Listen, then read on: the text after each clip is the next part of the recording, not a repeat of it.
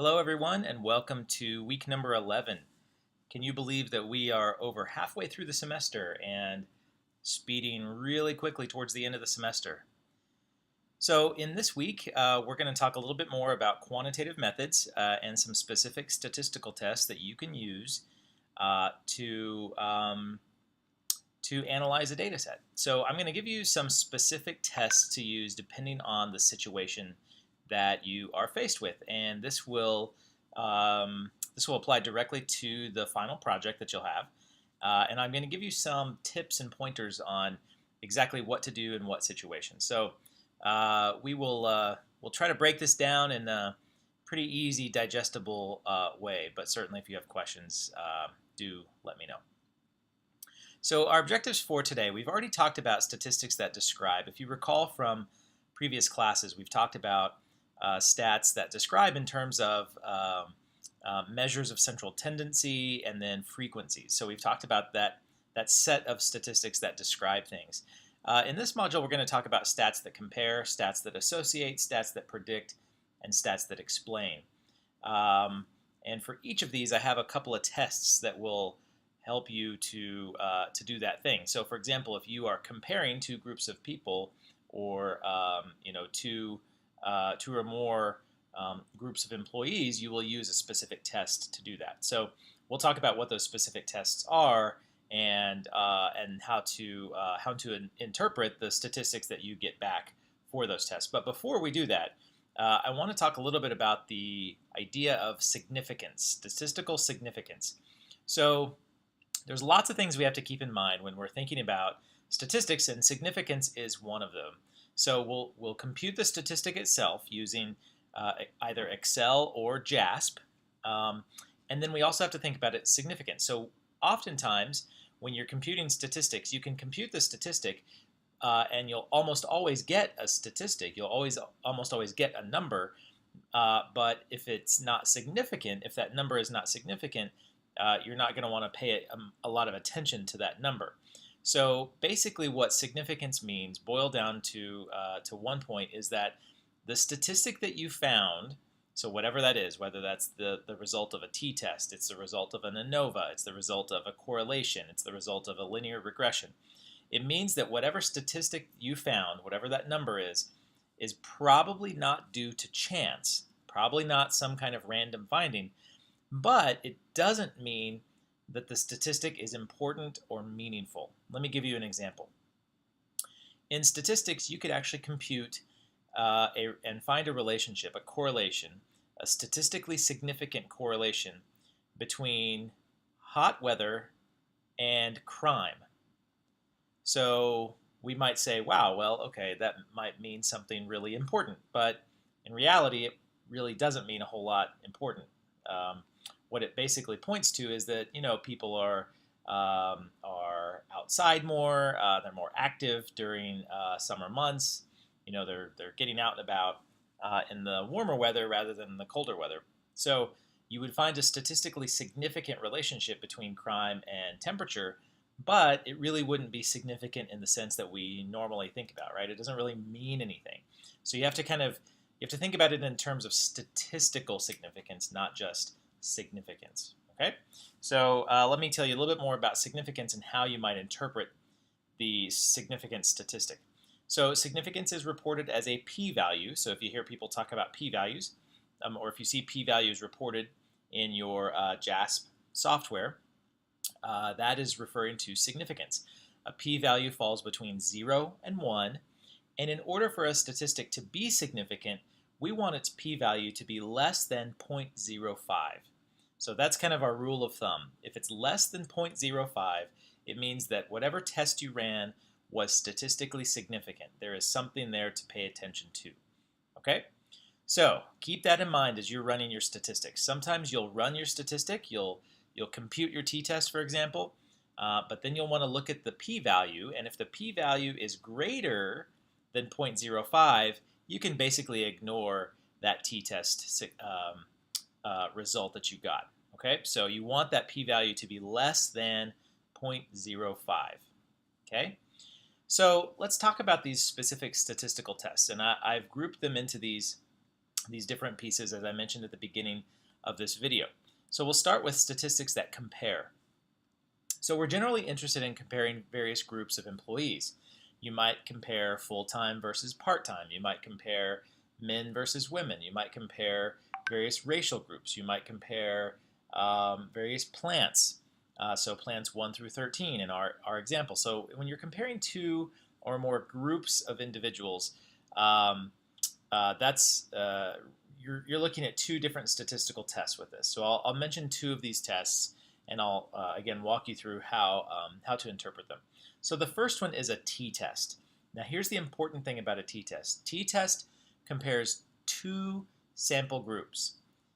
Two sample groups. That's the important takeaway from a t-test. If you're looking at two groups, then you will want to do a t-test. As an example, men and women, part-time versus full-time, plant 1 versus plant 5. Those are two groups, right? So if you're looking at two groups and only two groups, you're going to use a t-test. Now you can actually compute a t-test in Excel using the t.test formula, and basically all you need are three things. One, you need your list of two numbers. So you'll need, for example, all of the engagement scores for males in the organization and all of the engagement scores for females in the organization. For our purposes, we typically, and in Excel, they're going to ask you if you want a paired t-test, unequal or equal variance t-test. Typically, we assume that the t-test formula that we do in Excel is unpaired, so it's not a paired t-test, and that we assume unequal variances. And then we also, Excel will ask you for the number of tails. Typically, we will just choose 2 as a rule of thumb. But here's my advice. Use JASP. It is so much easier than using Excel. And JASP will automatically give you p-values. So you can automatically look at it and say, oh, is this even something I should pay attention to? So my best advice, if you're doing a t-test or actually any of these more advanced statistics, use JASP. It's so much easier. Okay, so that's the t-test. T-test is for two groups. If you're looking at more than two groups, let's say you're wanting to see if, say, 5 groups, when compared with one another, actually have any sort of significant differences between them, you would use what's called ANOVA. ANOVA stands for Analysis of Variance, ANOVA. And again, you're looking at more than 2 sample groups to see if they're statistically similar. You can do this in Excel, but it requires advanced statistical packages, which typically will actually cost money. So I never do them in Excel. I use JASP. So always use JASP for this. Now, one thing I'll mention, when I say use JASP for these, on the JASP website, there are really great tutorials, really great videos on how to do each of these statistical tests that I'll mention. That's why I've chosen some of these tests, because there are already tutorials on exactly how to run these in JASP, okay? So if you're going to do ANOVA, use JASP. All right, let's think about the next kind of bucket of statistics that we might want to do.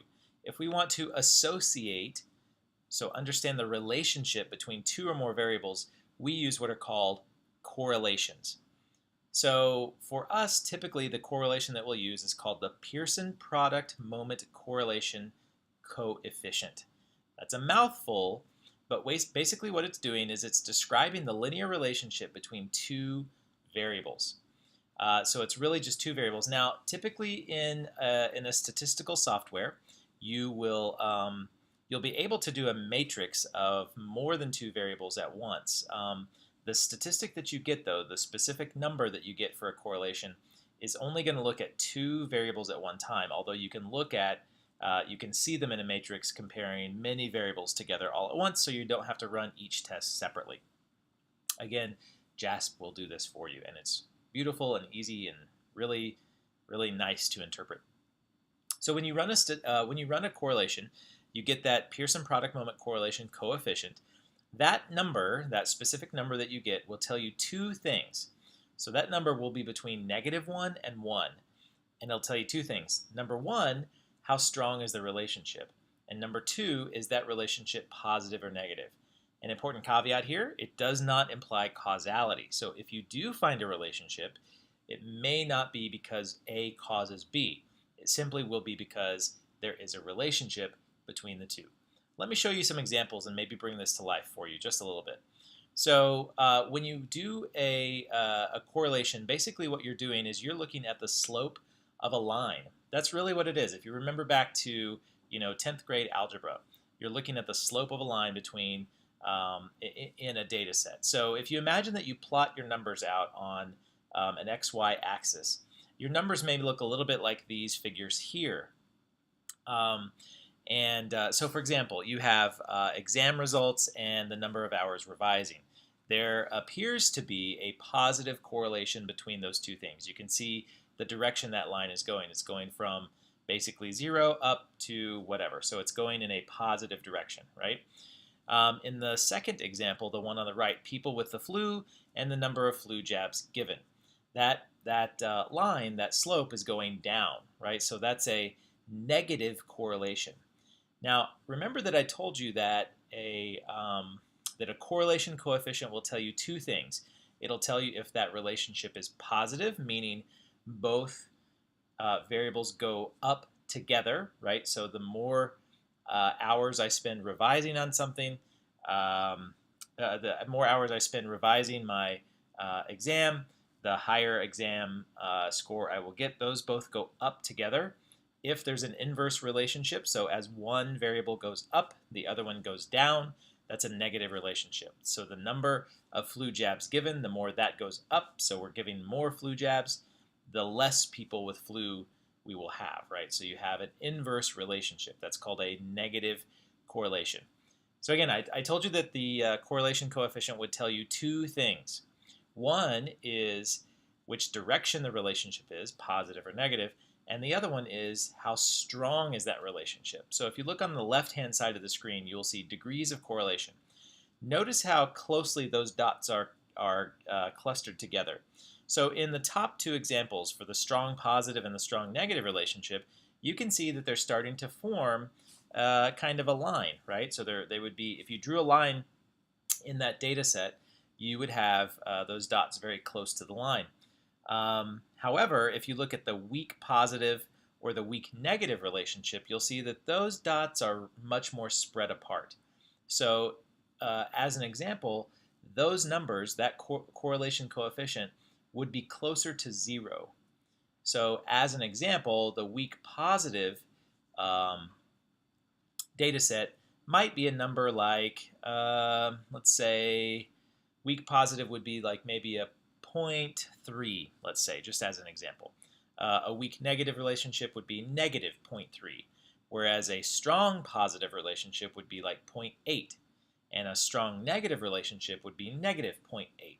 So you'll notice there that, again, you're being told two things. One, the direction, and two, the strength. And if there's no relationship whatsoever, the number will be close to 0. So, negative 0.08 or 0.08, right? It's going to be really close to 0. All right. So in order to do the correlation coefficient, you can actually do it in Excel.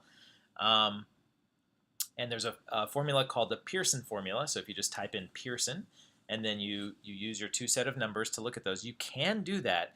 And Excel will give you a correlation coefficient. However, it doesn't give you significance. So oftentimes what will happen is you can compute what the statistic is, but you won't know if you should actually pay attention to it or not because you don't have a p-value.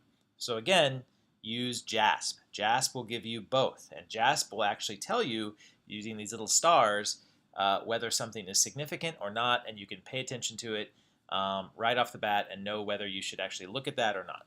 So pretty nice stuff.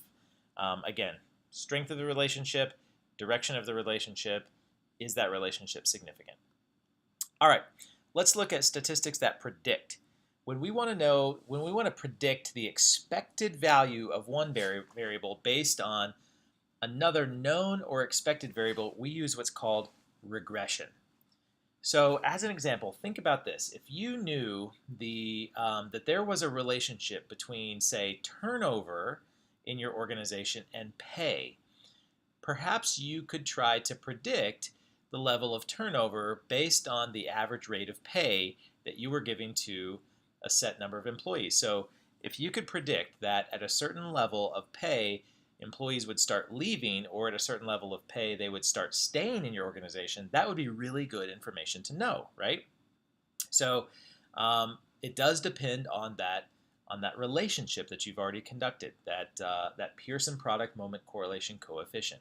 This statistic depends on that statistic. So 4 basic kinds of regression. There's a simple linear regression where you have one predictor variable and one dependent variable. So you have one variable that you're saying, okay, I know that the more hours I put in studying for this class, the better grade I will get at the end. So for example, if I wanted to predict my grade, I could put in the number of hours I have studied and predict within a certain level of confidence how I would do in this class.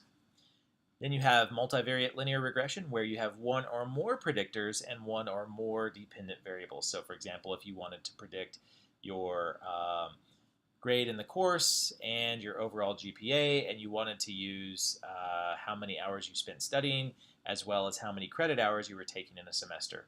To predict those two things, you're using two things to predict two things. Then you're using multivariate linear regression.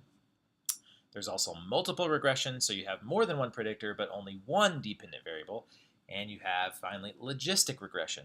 You have more than one predictor but one dichotomous dependent variable. So what's a dichotomous dependent variable?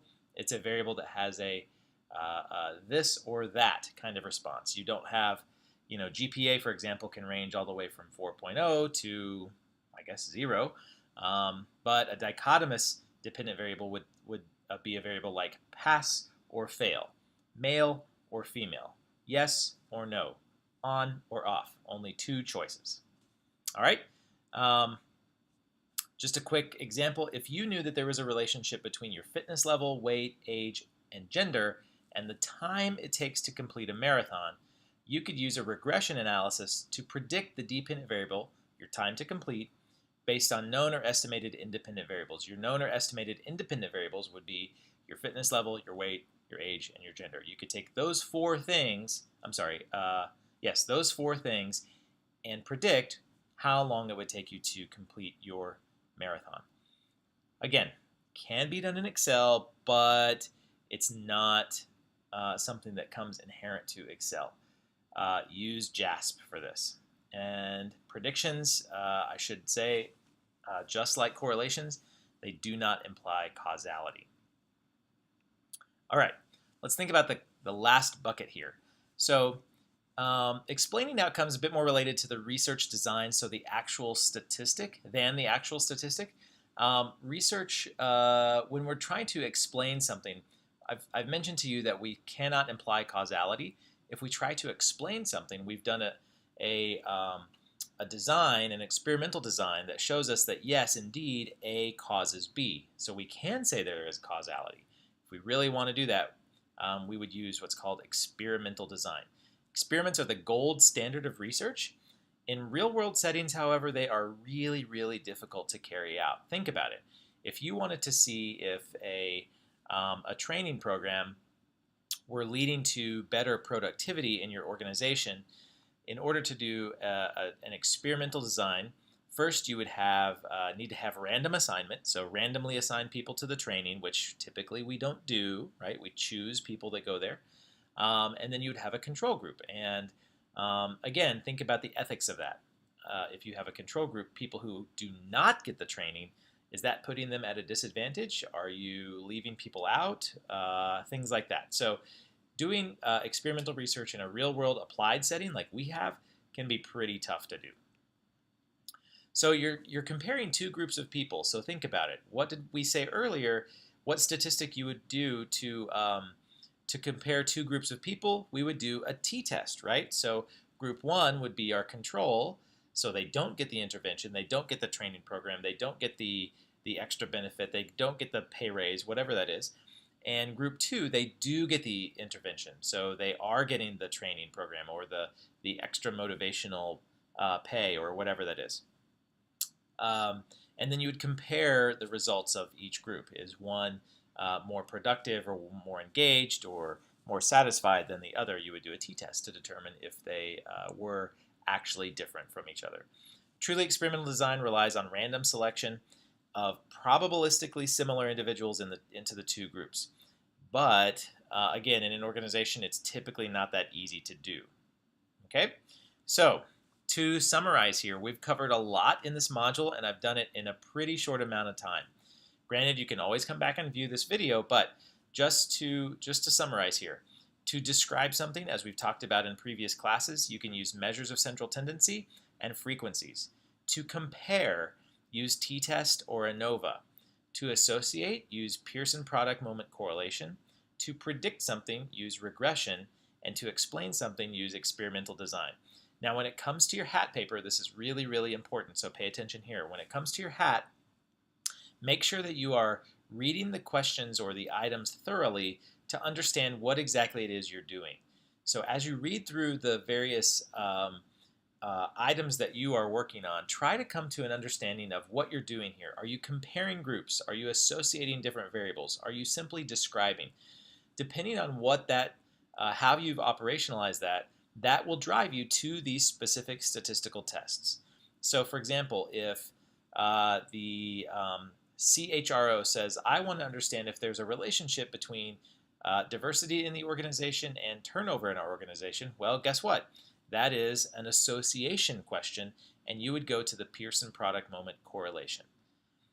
If on the other hand, they said, we want to understand if there are differences between engagement levels of the various plants in the organization, so plants 1 through 13, you're comparing these different plants, so you'd go to the comparison tests, and then you would choose, am I going to do a t-test or ANOVA? And since you're doing more than 2 groups, you would choose ANOVA. Here's another hint for you. You will not do experimental design. The case study for this class does not include experimental design. It was not set up that way. It was simply a survey that was sent out. So you won't use experimental design. It's also unlikely that you're going to be using regression. So think twice before you go to predictions. Most of what you're going to be doing is going to fall in the first 3 categories. You're going to use measures of central tendency, you're going to do some comparisons, and you're going to do some associations or correlations between various aspects of the organization. All right. In Blackboard, I will also post some information for you to look at in terms of JASP, using JASP statistical software to actually compute all of these statistics, as well as another small document on how to make sure you've got your data cleaned up. So good luck running these statistical analyses, and if you have any questions, please be sure to let me know. Have a great week.